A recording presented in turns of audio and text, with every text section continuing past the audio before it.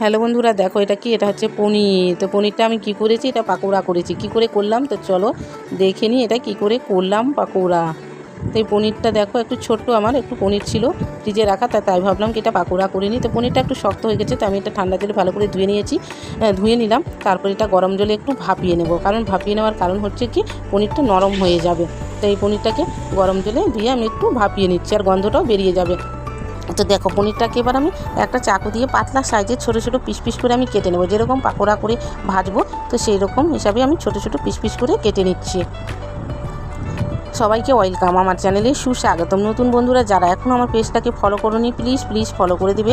আর আমার ভিডিওগুলো কেমন লাগছে অবশ্যই কমেন্টে জানাবে। কে কোথা থেকে দেখছো অবশ্যই কমেন্টে জানাবে। তো দেখো ছোটো ছোটো সাইজের আমি পিস পিস করে পনিরটাকে কেটে নিচ্ছি। তো আবার পনিরটাকে আমি ছোটো ছোটো করে কেটে ভালো করে আমি জল দিয়ে পরিষ্কার করে আবারও ধুয়ে নেব, মানে 2-3 বার আবারও ধুয়ে নেব, পনিরটার গন্ধটাও ভালো করে বেরিয়ে যাবে। তো দেখো আবার আমি ধুয়ে নিচ্ছি, ঠান্ডা জল দিয়ে পরিষ্কার করে ধুয়ে নিচ্ছি। তারপরে এই পনিরটার মধ্যে দেবো হচ্ছে কি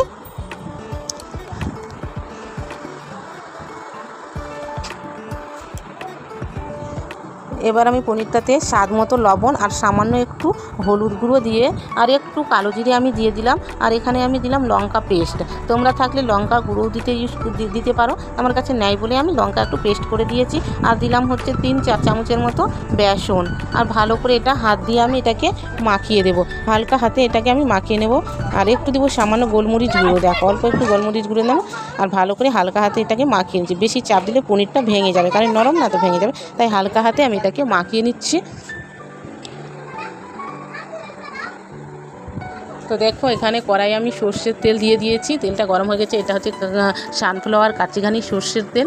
তো আমি এই তেলটাই ইউজ করি, তোমাদের সব ভিডিওতেই দেখাই। এই তেলটা খুব ভালো রান্নার পক্ষে। দেখো পনিরগুলো আমি হালকা হালকা করে একটু লাল লাল করে ভেজে নেব।